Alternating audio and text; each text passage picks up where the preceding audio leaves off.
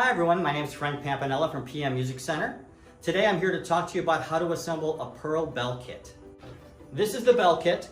You can either have bells and a practice pad if you get just the bell kit, or you get the combo kit, which we call it here at PM Music Center. You get the bells, practice pad, and snare drum.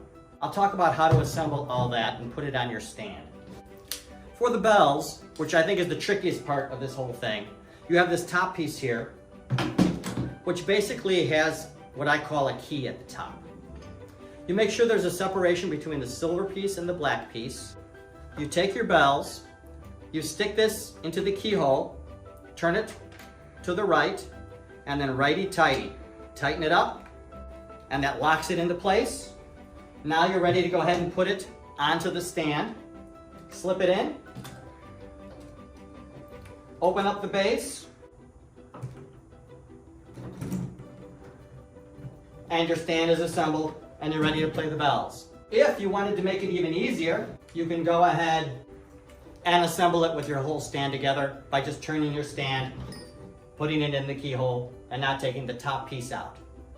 Your practice pad has a threaded hole on the bottom. You put it on top of this stand, and when your bell kit is not on it, you can screw your practice pad in, and now your practice pad is ready to play.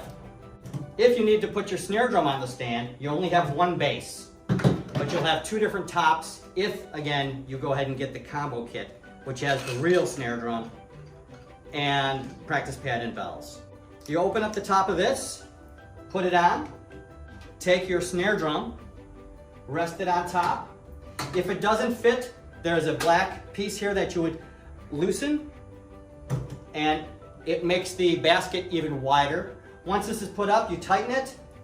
It takes the basket and it squeezes all sides of the snare drum, making it easy to play.